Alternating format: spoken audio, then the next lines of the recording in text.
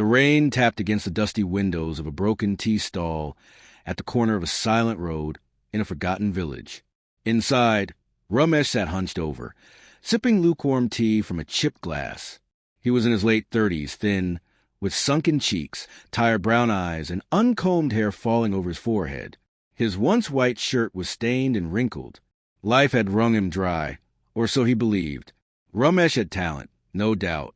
Years ago, he was the best mechanic in the town. People used to queue up outside his small garage. But ego whispered, "You deserve better." So he shut down, packed his bags, and went to city. The city didn't care about his ego. It crushed him instead.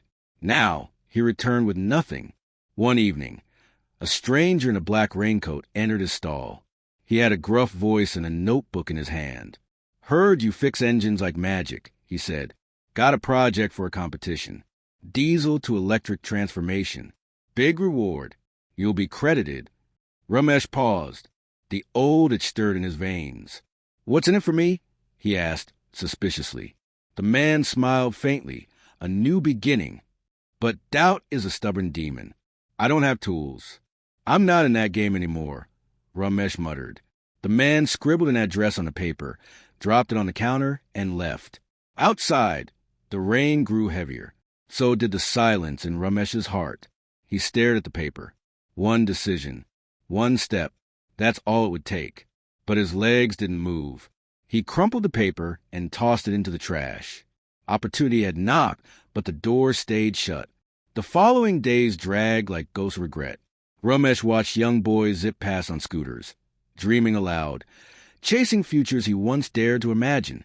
The world moved. He stayed stuck. One evening, the news played softly on the tea stall's old TV. A young inventor had just won the National Innovation Challenge. The project was a diesel-to-electric conversion. As the camera zoomed in, Ramesh's tea slipped from his fingers. It was that same man in the black raincoat, standing next to a teenager beaming with pride. The boy had presented the invention, but the man was the real mastermind. And behind him, on a dusty whiteboard in the background, was a familiar sketch. The same engine layout Ramesh used to doodle years ago. His heart sank. That was his chance.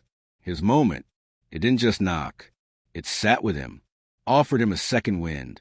And he let it go. That night, he wandered to the city outskirts, alone, under a street lamp flickering in the fog. He looked up and whispered to himself, "Opportunity won't knock twice, but maybe I can build the door next time." The story doesn't end in glory. It ends in realization. Ramesh opened his old shed the next day, cleaned it, pulled out rusted tools, started fixing bicycles, then scooters, slowly engines. He never made the headlines, but he never again ignored the knock, no matter how faint, because he learned the most brutal truth of all. Success doesn't always shout.